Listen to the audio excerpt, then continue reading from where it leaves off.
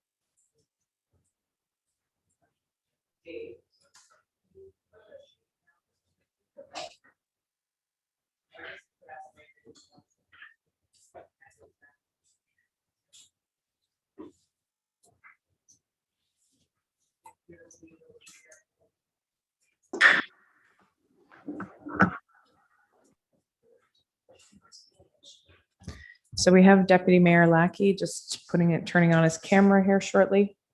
And I believe we have everybody here. So I will call tonight's special meeting to order at 6 p.m. And I'm going to ask for a declaration of interest or general nature thereof. Does anybody have an interest to declare this evening?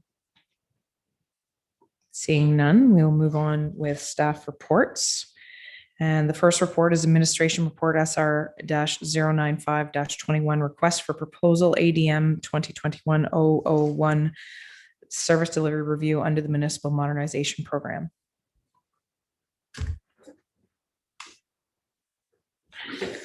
And the motion is made by Councillor Mabey and seconded by Councillor Foti that Council authorize the Mayor and Clerk to enter into an agreement with MNP LLP to conduct a service delivery review.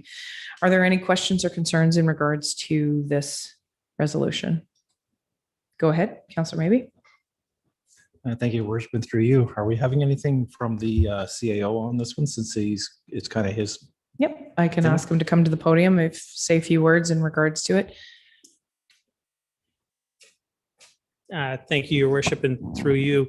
The Municipal Modernization Program has its funds made available through the provincial government for finding efficiencies, way to modernize, digitize, and seek cost efficiencies.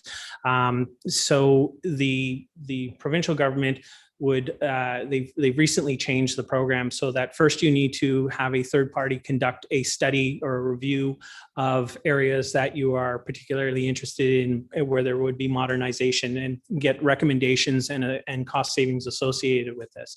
Having this report, you would then be able to apply when there's intakes available for municipal modernization funding for implementation of those recommendations. So this is the first step in the process, is to retain a third-party firm to review. And we picked our service delivery with a focus on our areas of finance, HR, records management, IT. I think there's a couple other in there. It's in the report. The condition of the funding that we received or have been confirmed receiving from the province is we would be funded up to $90,000, but we had to have a final report by November 30th. I believe we were just recently advised that the funding is now, the final report would be due in January, correct? Yeah. So there's a little more time frame because we're pretty skinny right now. We went out with our RFP. We received, there were 13 plan takers. We received 6 bids, and the firm that was judged by the evaluation team, which consisted of myself, Director Tyndall, and Director Holliday, was MNP, and they also were the second lowest price. Excellent. Thank you for the detail. Any further questions in regards to the report that goes with this resolution? Seeing none, I'll call the question. All those in favor, please signify. All those opposed, and the motion is carried. Thank you, gentlemen. Next on the agenda is operations report SR-09621. So the motion that goes with that is moved by Councillor Maybe, seconded by Councillor Foti. The council approved the award of a contract to Henderson Recreation Equipment Limited for OPS-2021-006, supply, delivery, and installation of the Centennial Park play structure in the amount of $65,303.46, including net HST. Are there any questions in regards to the report that's moved forward? Go ahead, Councillor Maybe, then Councillor Foti, and then I'll ask that the director head to the podium because he'll be there to answer your questions. Go ahead. Thank you, Madam Mayor, and through you. A couple of questions. The new structure will be inspected by TSSA and have a certificate yearly. Will that be part of the contract, or is that a policy with the township already with all play structures? Through your worship, the initial inspection will be completed by the contractor. It has to be adhere to CSA approval for safety. And then the annual inspections will be completed by our staff that have been trained to do so. Follow up on that. Has there been any conversation with the TSSA? Because I know that they do play structures, bouncy castles, this type of structure. I know in a past life, I had to have that done annually by them to ensure that it did comply and stayed in compliance. And I know that it's part of a legality thing from that point of view. So maybe you can bring that back to us, perhaps, if you can. I can respond to that. Our staff have been trained to comply with the regulations. So we have signed our municipal staff up for the course, both in the facilities, and they are able to complete the required inspections. Excellent. Thank you. Okay. Did have one other. Go ahead. And it mentioned about wood chips being placed in this. Do you know what type of wood chips they are and where they might be coming from? There's a reason I'm asking that question. I do not. That information was not provided as part of the RFP. Because I know from my past also, engineered wood chips are the better ones, because the ones that you just get general, they have the bark in it and they will break down and cause more growth within the wood chips if they're not an engineered. And unfortunately, the engineered that we can get in this area do have to come across the border, as far as I know, of last checking of that. So, which is just in New York State within a half hour away. So just something to follow up on too, to see if that, because the engineered wood chips do not break down as fast, but Okay. they are a I much will- better product. I will look into that. Thank you. Councillor Fode, then I'll recognize Councillor Oki and Deputy Mayor Lackey. Thank you, Your Worship, through to our director. With these play structures, were all the companies bidding or were they providing their play structures? I'm just curious whether they were all bidding on the very same structures or were they providing what they have to offer? Through Your Worship, we put out we did a survey. The corporate and business department put out a survey. And with that, we received a list of a wish list for what they were looking for in that play structure in the park. And then we put out an RFP for them to provide their submission for their own structures. Okay, a follow-up, if I may, thank you. So we're well covered. We're not lacking anything there as far as Centennial Park. I mean, everything is being provided that we're looking for. The submissions Yeah. did reach, as part of the scoring process, we itemized what was requested Okay. and then scored them based on what they were offering as Okay. part of their submission. Good, And, thank you. and the lowest price, yeah, they met the requirements of what we were looking for. Councillor Oki? Thank you, Your Worship, and through you. The removal of the old play structure is covered under this RFP. Through Your Worship, the removal of the old play structure will be done by municipal staff. And then we will be selling that piece of equipment. Thank you. Deputy Mayor Lackey? Thank you, Your Worship, and through you. Did we look into recycled rubber pellets material for the base rather than wood or bark? Through Your Worship, the site works weren't actually included as part of the RFP. The submission from the lowest bidder, that was a value added option that they had included. So that we can remove that portion from the RFP as well. If we're not satisfied with what they're offering, then that is one of the items that we can remove and look at the recycled materials afterwards. I will note that the recycled materials are very expensive. The area that we are looking to put the play structure is only a portion of the overall play area at the park. So the cost of that would be, I think would be somewhere around $100,000 to put a surface on that entire play area. My goodness. Yeah. Wow. Councillor Jameson, then Councillor Corral. Just to clarify, there was a really quite robust consultation with the community, including with Sweets Corners school students, and it was well received. The effort to ask and whether everybody got everything they want, like instead of having wood chips, maybe we have potato chips replaced every day. But those things I know are not possible. But we did appreciate the attention that staff gave to asking us what we wanted, especially as kids my age. Thank you. I'm going to get a picture of him going down the slide. Councillor Corral. Thank you. And through you, Your Worship, I remember reading of $100,000 ISIP grant that was going toward this. Did we receive 100,000 or was it up to 100,000?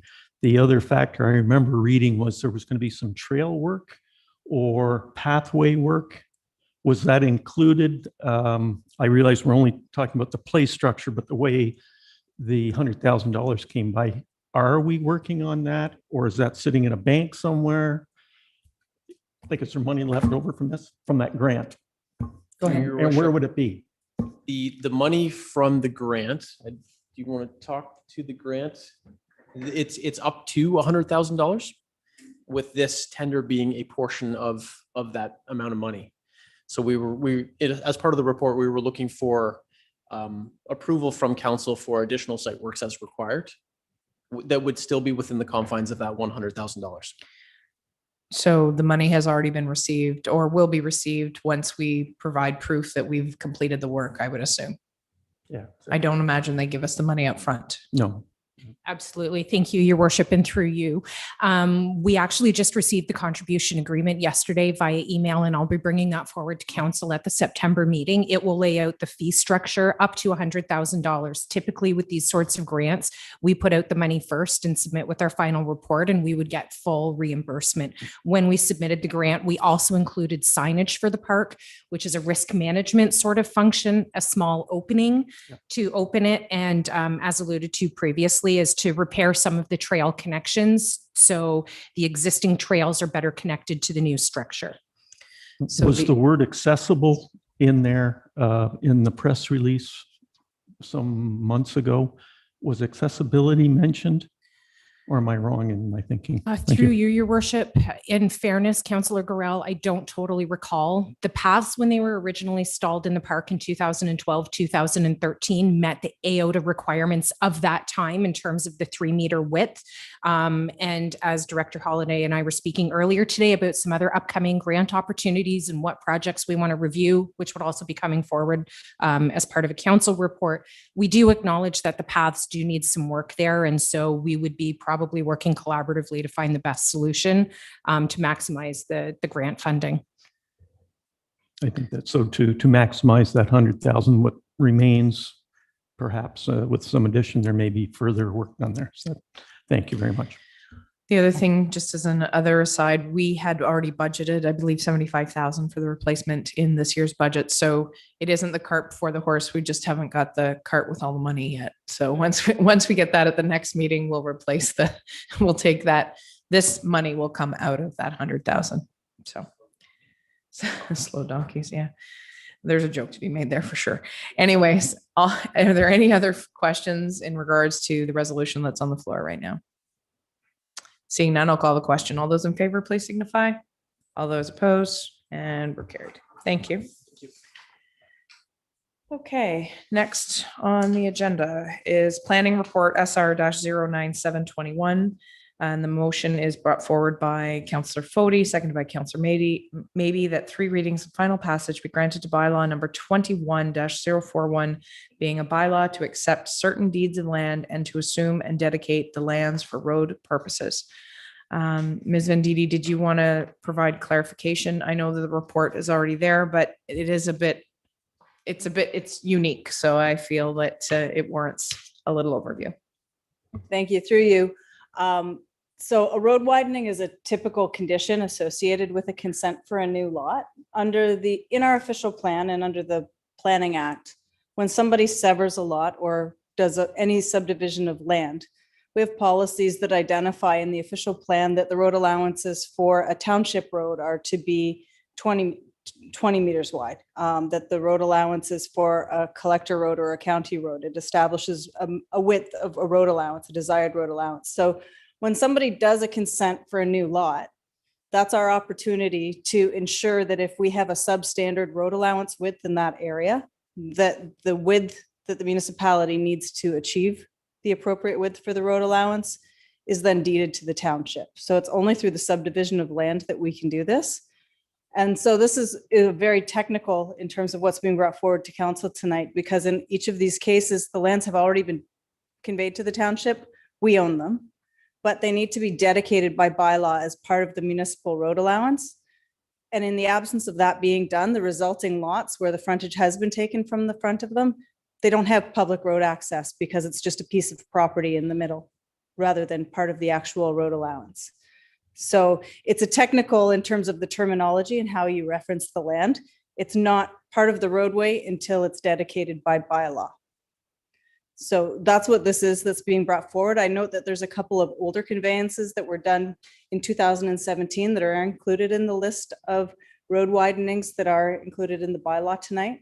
Those were just inadvertently not brought forward. So we are also looking at a process to ensure going forward that anytime there is a new lot created and the township is in receipt of a road widening, that we bring an annual report forward to ensure that these are being taken care of in a timely manner and deeded so that none of them are overlooked going forward in the future. Thank you, Madam Planner. Go ahead, Councillor Gorell. Thank you.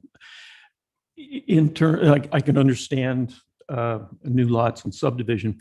let's take an example from the past where you have a, what is it, road of subdivision or a subdivision the township has a road through there. And that road is quite narrow. Does this apply in that regard as well? In other words, there's, 12, 14 houses on a road that's would be deemed a lane anywhere else. Do we own 20 meters of that road from the center of the road? Through you, I wish I could give you a straightforward answer to that question, but I can't. Given the historic form of development, Okay. there's different widths of road allowances in different areas in the township. Right. The mechanism in the official plan for where it is a public road, so where it's a township road, it's to be 10 meters from the center line of the road to the front of the property line. There's a lot of old subdivisions and a lot of existing development in the township that doesn't comply with that. And that's why when there is a lot severance to create a new lot, that's our opportunity to try to bring that up to standard so that over time we start accumulating the right road allowance width so that we have the ability to do proper road work in the future when that road has reached that road allowance width in an area and there's demand for it. Okay. Any further questions in regards to the motion that's on the floor? Seeing none, I will call the question. All those in favor? All those opposed? And the motion is carried. Okay, next on the agenda. So motion is made by Councillor Fode, seconded by Councillor Maybe, that council adjourn to form an in-camera session to consider personnel matters about an identifiable individual, including municipal employees as it relates to HR matters, litigation or potential litigation, including matters before the administrative tribunals affecting the municipality, and information supplied in confidence to the municipality by another level of government, and third-party information supplied in confidence to the municipality as it relates to proprietary and pecuniary information. Any discussion on the motion? Seeing none, I'll call the question. All those in favor, please signify. All those opposed, that's carried. So we'll wait for the clerk to shut